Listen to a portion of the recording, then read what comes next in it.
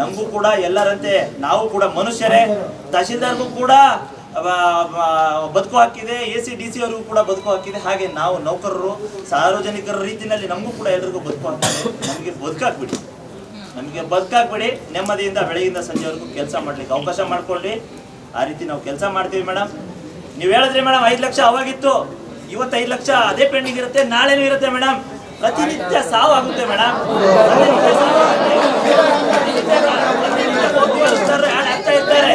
ಪ್ರತಿನಿತ್ಯ ಆಡಾಗ್ತಾ ಇರ್ತಾರೆ. ಹಾಗಾದ್ರೆ ಬದುಕಿರೋರು ಸಾಯೋದ ಮೇಡಮ್?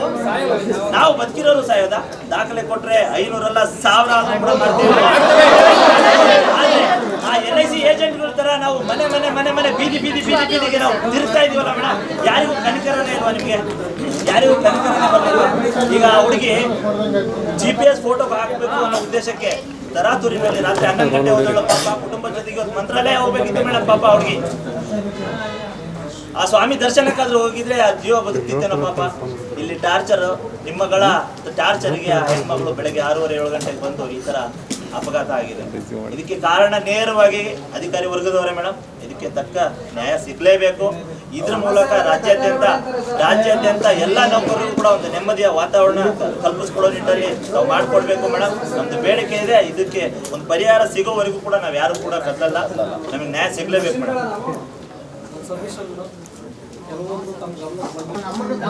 ಮುಗಿಯೋವರೆಗೂ ಆ ಹೆಣ್ಮಕ್ಳನ್ನು ಕಳಿಸ್ತಲೇ ಕೊಟ್ಟಣ ಅಂತ ಸಾಕಷ್ಟು ನಿದರ್ಶನಗಳಿದೆ. ಮತ್ತೆ ವರ್ಗಾವಣೆ ಆಗಿರುತ್ತೆ, ರಿಲೀವ್ ಮಾಡಲ್ಲ ಅವ್ರನ್ನ. ಯಾರೋ ತನ್ನ ಮದುವೆ ಇದೆ, ಮದುವೆಗೆ ರಜೆ ಕೊಡಲ್ಲ ಅವನ್ನ. ಕೊಡಲ್ಲ. ಯಾವ ದರಿದ್ರ ವ್ಯವಸ್ಥೆ ಮೇಡಮ್? ಜೀತ ಮಾಡ್ತಾ ಇದೀವ ನಾವು. ಜೀತ ಪದ್ಧತಿ ಇಲಾಖೆಯಲ್ಲೇ ಉಳಿದಿದೆಯಲ್ಲ ಮೇಡಮ್. ಸರ್ ಟಾರ್ಗೆಟ್ ಅಷ್ಟೇ ಹೇಳ್ತಾರೆ, ಗ್ರೌಂಡ್ ಲೆವೆಲ್ ಪ್ರಾಬ್ಲಮ್ಸ್ ಕೇಳೋಕೆ ಅಡಿನೇ ಇಲ್ಲ ಯಾರು. ಈಗ ಆಯ್ತು, ಈಗ ಆಗಿದ್ದ ಸಮಸ್ಯೆ ಆಗಿದೆ, ಅದನ್ನ ಬಿಡಿ. ಮೇಡಮ್ ಹತ್ರ ಡಿಮ್ಯಾಂಡ್ ಎಷ್ಟು? ಈ 6:30 ಆದೇಶ ಮಾಡಿದವ್ರನ್ನ ಅಮಾನತ ಮಾಡಿಸ್ಬೇಕು ಮೇಡಮ್. ಎದ್ದೋಗ್ತೀವಿ, ಇಲ್ಲ ಅಂದ್ರೆ ಬೆಳಗ್ಗೆ ಬೇರೆ ಜಿಲ್ಲೆಯವ್ರನ್ನು ಇಲ್ಲಿ ಕರೆಸ್ತೀವಿ ಮೇಡಮ್. ಅವರು ಬರ್ಲಿ, ನಾವು ರಾತ್ರಿ ಹೋಗ್ತೀವಿ, ಬೆಳಗ್ಗೆ ಬೇರೆ ಜಿಲ್ಲೆಯವ್ರನ್ನು ಕರೆಸ್ಕೊಳ್ತೀವಿ. ಅದು ಎಲ್ಲಿವರೆಗೂ ಹೋಗ್ತದೆ ಹೋಗ್ಲಿ ಮೇಡಮ್. ಮಾತ್ರ 6:30 ಆದೇಶ ಮಾಡಿದ ಅಧಿಕಾರಿ ಅಮಾನತ್ ಆಗ್ಬೇಕು ಮೇಡಮ್. 6:30 ಆದೇಶ ಮಾಡಿದವರು ಯಾರು ಅಂತ ಬೇಕು, ಅವ್ರ ಅಮಾನತ್ ಆಗ್ಬೇಕು. ಹೊಟ್ಟೆಗೆ ಏನ್ ತಿಂತಾರೆ ಅಂತ ನಾವು ಕೇಳ್ಬೇಕು ಅವ್ರನ್ನ. ಏನ್ ಮೇಡಮ್ ಬೆಳಗ್ಗೆ 6ರಿಂದ ಬೆಳಗ್ಗೆ 6ರಿಂದ ಅಲ್ಲ ಮೇಡಮ್, ರಾತ್ರಿ 6:30 ಬರ್ಲಿ ಮೇಡಮ್. ಮೇಡಮ್ ರಾತ್ರಿ 10:00ವರೆಗೆ ಗೂಗಲ್ ಮೀಟ್ ನಾನು ಜಾಯ್ನ್ ಆಗಿದ್ದೀನಿ. ಇದೇ ತಹಶೀಲ್ದಾರ್ಗೆ ನಾನು ಹೇಳಿದ್ದೀನಿ ಮೇಡಮ್, ನಿಮ್ಮ ಕುಟುಂಬ ಇಲ್ವಾ ಮೇಡಮ್? ನಿಮ್ಮದೇ ಅದು ಬದುಕಿಲ್ವಾ ಮೇಡಮ್? ಇಷ್ಟೊತ್ತಲ್ಲಿ ಮೀಟಿಂಗ್ ಮಾಡ್ತಾ ಇದ್ದೀರಲ್ಲ ಮೇಡಮ್. ಅವರು ಮೇಡಮ್ ಇಡೀ ದಿನ ಕೆಲಸ ಮಾಡಿರ್ತಾರೆ, ಮನೆಗೆ ಹೋಗಿ ನೆಮ್ಮದಿಯಿಂದ ಇರೋದು ಬೇಡವಾ ಮೇಡಮ್? ಬೆಳಗ್ಗೆಯಿಂದ ಸಂಜೆವರೆಗೂ ಮೀಟಿಂಗು, ಕೆಲಸಗಳು, ಬೆಳಗ್ಗೆ ಮೀಟಿಂಗು, ಮತ್ತೆ ರಾತ್ರಿ ಮೀಟಿಂಗು. ಬೆಳಗ್ಗೆ 6ರಿಂದ ರಾತ್ರಿ 10 ಗಂಟೆವರೆಗೂ ಬರೀ ಇದೇ ಕೆಲಸ ಆಯ್ತು ಅಂದ್ರೆ, ರಾತ್ರಿ ಹೋಗಿ ಮಲಗಿದೆ ಅಂದ್ರೆ ಎಂತ ನಿದ್ದೆ ಬರುತ್ತಂದ್ರೆ ಮೇಡಮ್, ಸತ್ರೆ ಹಂಗೆ ಸತ್ತೋಗ್ಬಿಡೋಣ ಅನ್ನೋ ಮಟ್ಟಕ್ಕೆ. ಬೆಳಗ್ಗೆ ಯಾಕಂದ್ರೆ ಬೆಳಕಾಗ್ತಿದ್ದು ಅನ್ಸ್ಬಿಟ್ಟಿದೆ.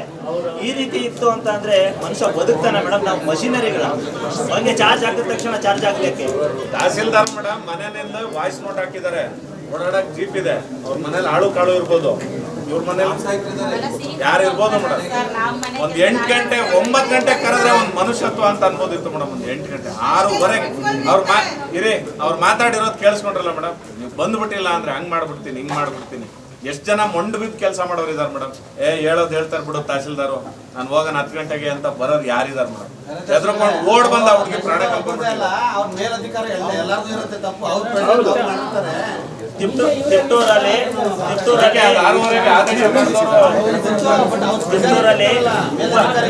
ತಹಶೀಲ್ದಾರು ಅಥವಾ ಮೇ ಬಿ ಯಾರೋ ಶಿರಸ್ತಿದಾರ್ ಇದ್ದಾರೆ ಮೇಡಮ್. ಕಾಲ್ ಮಾಡಿ ಒಂದು ಗ್ರೂಪ್ ಮಾಡಿದ್ದಾರೆ ಮೇಡಮ್. ವಿಡಿಯೋ ಕಾಲ್ ಮಾಡಿ ಅವ್ರಿಗೆ ಫೋಟೋ ಫೇಸ್ ತೋರಿಸ್ಬೇಕು. ಬೆಳಿಗ್ಗೆ ಮಧ್ಯಾಹ್ನ ಸಂಜೆ ಒಂದು 4-5 ಸಲ ಇದೆ ಅಂತ ಅವ್ರದ್ದು. ಇದು ರೆಗ್ಯುಲರ್ ಇದೆ ಮೇಡಮ್. ರೆಗ್ಯುಲರ್ ಇದೆ. ಅವ್ರಿಗೆ ಮಾತಾಡಿದ್ರೆ ನೀವು ರಾಜ್ಯಾಧ್ಯಕ್ಷರು ಅಂತ ನನಗೇನು ಗೊತ್ತಾಗಬೇಕು, ಹಂಗೆ ಹಿಂಗೆ ನಾನು ಮಾಡೇ ಇಲ್ಲ, ನಾನು ಕಾಲೇ ಮಾಡಿಲ್ಲ, ಅದು ಇದು ಈ ಥರ ಆರ್ಗ್ಯುಮೆಂಟ್ ಮಾಡಿದ್ರು ಮೇಡಮ್. ಇರಲಿ ಪರವಾಗಿಲ್ಲ.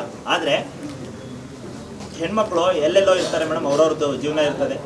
ಆಫೀಸ್ ಅವರಲ್ಲಿ ಏನೋ ಮಾತಾಡ್ತಾರೆ, ಏನೋ ನಡೀತದೆ. ವಿಡಿಯೋ ಕಾಲ್ ರಿಸೀವ್ ಮಾಡುವಂಥದ್ದು ಏನಿದೆ ಮೇಡಮ್ ಅವರಿಗೆ? ಮಾತಾಡಿದ್ರೆ ಇವರಿಗೆ ಬೇರೆ ರೀತಿಯಲ್ಲಿ ಟಾರ್ಚರ್ ಮಾಡೋದು, ಟಾರ್ಗೆಟ್ ಮಾಡೋದು, ಹೆರಾಸ್ಮೆಂಟ್ ಮಾಡೋದು.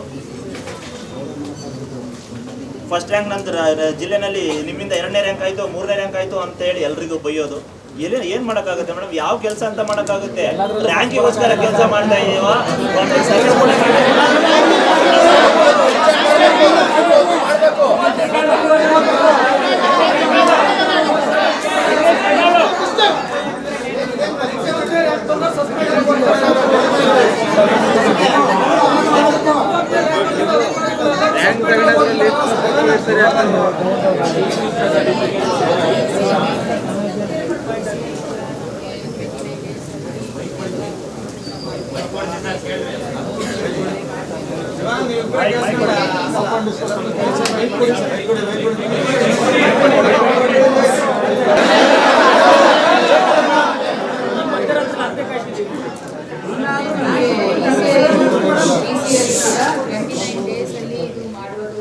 ಕಷ್ಟ ಮತ್ತೆ 3 ಲೆವೆಲ್ ದಾಟಬೇಕು ಅಂತ ಎಲ್ಲ ಚರ್ಚೆ ಆಯಿತು. ಸೊ ಹಾಗಾಗಿ BLO ಸೂಪರ್ವೈಸರ್ಸ್ BAOಸೇ ಇರೋದ್ರಿಂದ ಅವರು ಫಸ್ಟ್ ಹಂತದಲ್ಲಿನೇ ಮಾಡಿದ್ರೆ ಲಾಸ್ಟಲ್ಲಿ ಪ್ರೆಷರ್ ಕಡಿಮೆ ಆಗುತ್ತೆ ಅನ್ನೋ ಒಂದು ದೃಷ್ಟಿಯಿಂದ ನಮ್ಮ ಜಿಲ್ಲೆ ಅಂತ ಇಲ್ಲ, ಆ ಜಿಲ್ಲೆಗಳಲ್ಲಿ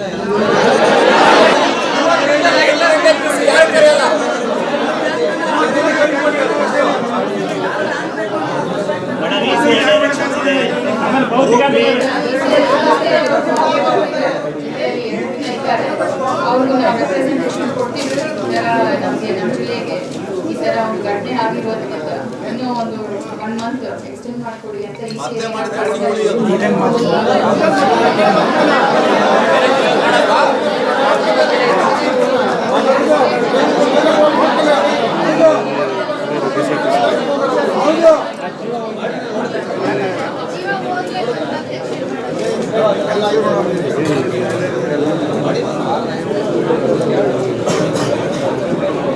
ಟೈಮ್ ಕೊಟ್ಟರೆ